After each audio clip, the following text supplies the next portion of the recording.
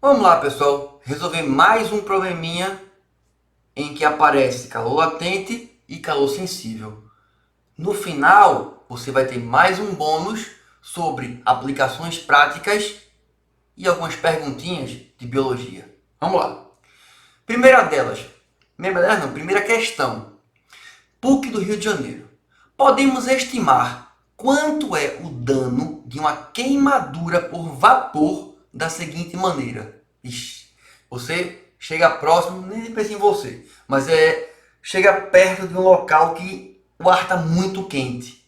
O vapor está muito quente. Pô, se o vapor está muito quente, você está mais frio, tem diferença de temperatura, né? Então vai ter transferência de calor. Então, considere que 0,60 gramas de vapor, ou seja, é muito pouco vapor, a massa é muito pequena, condense sobre a pele de uma pessoa. O que é condensar? Vai sair da fase gasosa para a fase líquida. Condensar, liquefazer, em cima da sua pele. Já se ligou? Não vou nem ler mais muita coisa.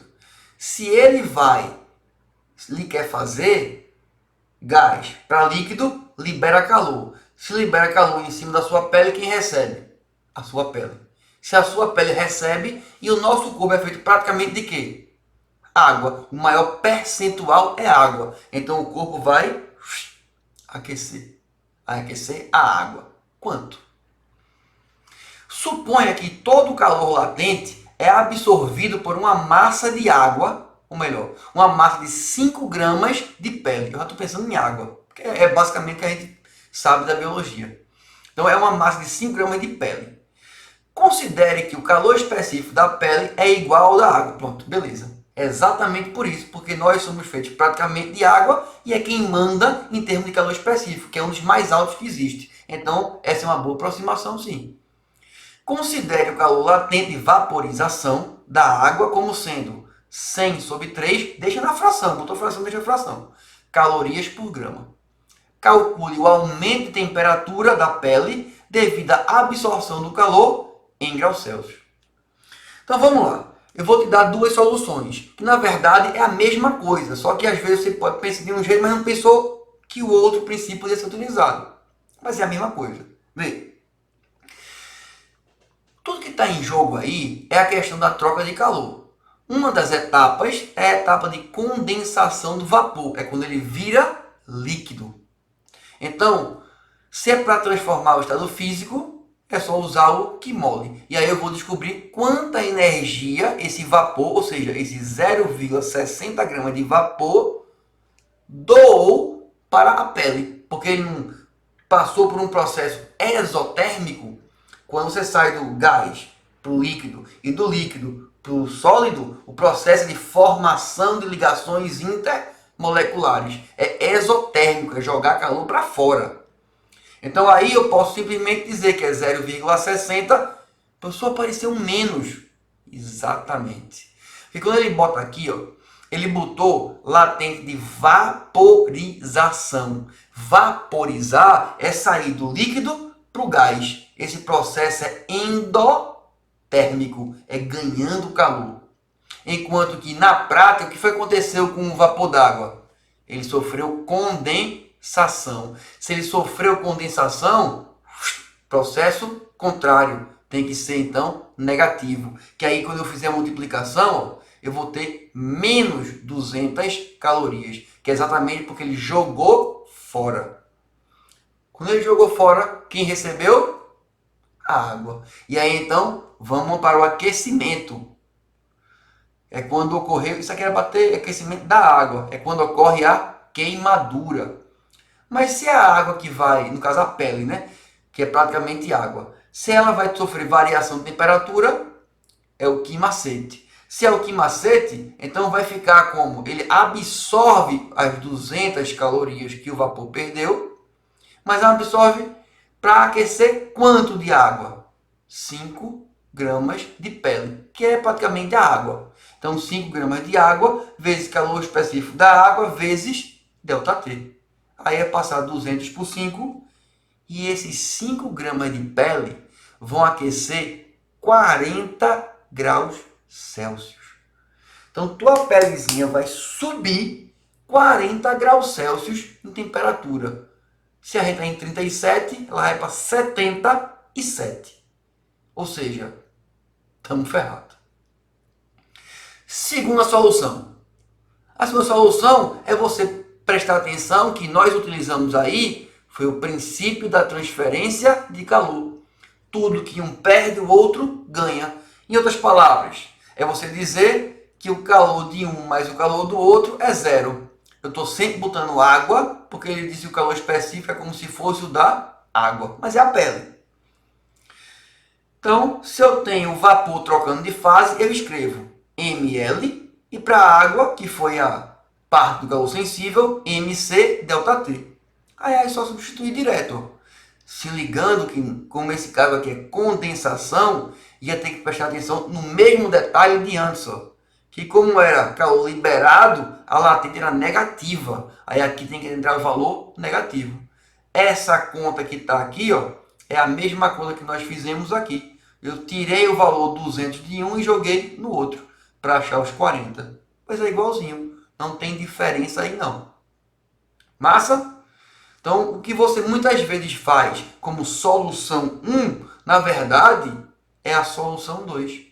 É você dizer que o que um perde, o outro ganha. É a soma dos calores igual a zero. Só que aí estão colocando na forma de um princípio de transferência de calor.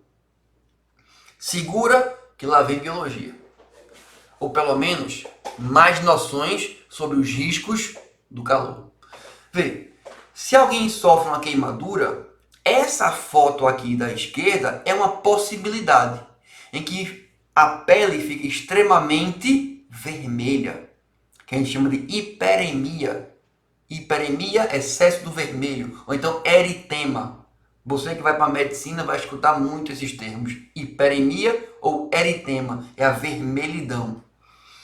Tá, mas possibilidade de formação de bolhas. Certo, mas quem foi que absorveu o calor? Não foi a pele? Vamos para a estrutura da pele? Eu vou classificar queimaduras. Existem queimaduras de primeiro grau, segundo grau, terceiro grau. Tem uma outra, quarto grau. Mas aí quarto grau, meu velho, é quando você carboniza, você, ó, vira pó, rapidinho, pelo calor. Então essa aí tá fora. Vamos ficar com primeiro, segundo e terceiro grau. A estrutura da pele, ela é dividida em derme, que é a pele propriamente dita. Acima dela epi. Epi é a pele de cima, então epiderme. Hipo, abaixo, então é a pele de baixo, abaixo da pele propriamente dita. A nossa pele é dividida em 3 partes. E aí, dependendo da extensão de quanto calor foi absorvido, você pode ter a queimadura no primeiro, no segundo ou no terceiro grau. Vê. O que é uma queimadura de primeiro grau? Essa daqui, ó. É a queimadura quando a queimadura em si, ela não ultrapassa a epiderme. Os danos que ela produz, a queimadura, fica somente nessa região mais externa do nosso corpo. É quando, na verdade, normalmente não vão se formar cicatrizes. Você não vai ter sequelas como cicatrizes, se a queimadura for de primeiro grau. Depois de um tempo, a pele se restitui e fica tudo normal. Claro, vai doer bastante. Então, ela não ultrapassa a epiderme. E apresentam hiperemia, ó, que eu falei antes, ou eritema e calor. Fica bem quente. Claro, você absorveu muito calor, aquela região vai ficar aquecida. E vai ficar bem vermelho. Por que vai ficar bem vermelho? Porque quando você absorve muito calor de uma vez só, os vasos sanguíneos, alguns ali, vão tender a se romper. E ao se romper, então, o sangue extravasa. Aí termina ficando tudo vermelhinho. De primeiro grau não formam bolhas. Então essa daqui da foto não é uma queimadura de primeiro grau. Meu amigo, se formou bolha, é porque vai doer. E se formou bolha, você vai ter que... não é que vai doer só. Você vai ter cicatriz. A bolha deixa a cicatriz. Queimadura de primeiro grau não forma bolha. Queimadura de primeiro grau não dá cicatriz. Beleza. Então pegamos só a parte mais externa, ela é menos grave. Em termos de gravidade, vamos atingir uma região mais profunda. Agora, se a queimadura for de segundo grau. Queimadura de segundo grau atinge a parte mais externa, que é a epiderme, e vai entrando no corpo. Vai pegar a derme, que é a pele propriamente dita.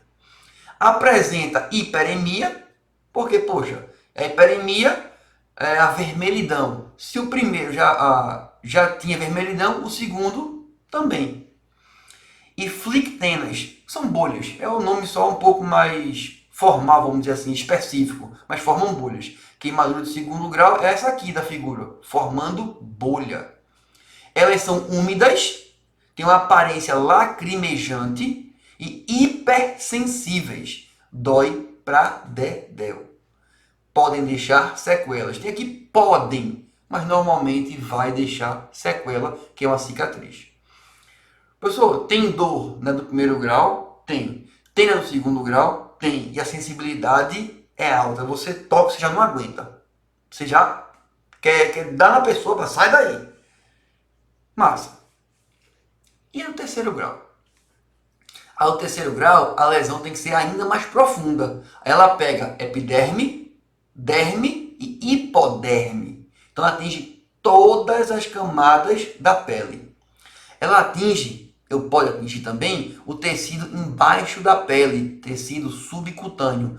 Pode pegar tendão, pode pegar ligamento, pode pegar músculo, pode pegar osso. Então os danos de uma queimadura de terceiro grau são bem maiores do que a do segundo e do que a do primeiro grau. Você percebe que nessa queimadura, nesse tipo, a profundidade está aumentando. Então, muito provavelmente, está até no final aqui, essas queimaduras deixam a pele escura e necessitam de tratamento com intervenção cirúrgica. Beleza, é mais grave mesmo. Aí aparece, são indolores.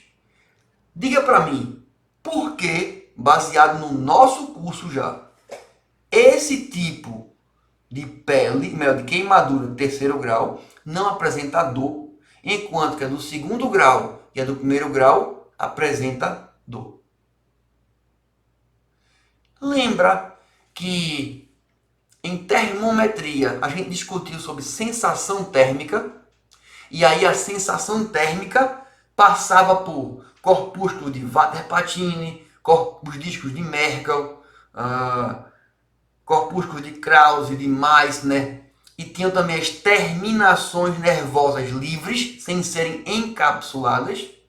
Aquelas terminações nervosas livres eram as responsáveis pela percepção da dor, que são um pouco mais profundas. Aí quando você pegou aqui, terceiro grau, que queimou para dentro, epiderme, derme e hipoderme, foi que fizeram? Destruíram as terminações nervosas livres. E aí então você perdeu a capacidade, pelo menos daquela região queimada, de perceber dor. Massa? Segunda pergunta. Por que, a partir de queimaduras do segundo grau, você entra em antibiótico-terapia? Ou seja, você vai ter que tomar antibiótico a partir do segundo grau. Primeiro não, segundo tem que tomar já. Qual é a lógica disso? Quando você tem queimadura do segundo grau, houve lesão da epiderme e da derme. Quando você lesiona a epiderme e a derme, o que foi que você de fato fez? Você destruiu, ou melhor, você não vai se queimar de propósito, mas destruíram a sua pele. Destruíram aquele órgão que tem a função, ou pelo menos uma das funções, de servir como barreira para a entrada de micróbios, bactérias, fungos. Então, se sua proteção natural foi retirada, vão entrar bactérias. E normalmente, se nada for feito, quando se chega no 7º dia, em que o cara está queimado de internamento, ele apresenta o estado de sepse, que é uma infecção generalizada. Então, para tentar segurar essa invasão dos patógenos, você passa a fazer uso de antibiótico. Sacou? Importante para poder, lá na frente, diminuir o risco de sepse. Que aí, então, a história é outra, pai. A gravidade é pior, é maior ainda. Então, se liga e mais uma vez, é física, é química, é biologia, é tudo junto. O que eu puder fazer, eu vou fazer para te ajudar. E não é só em física. Massa? Então até a próxima.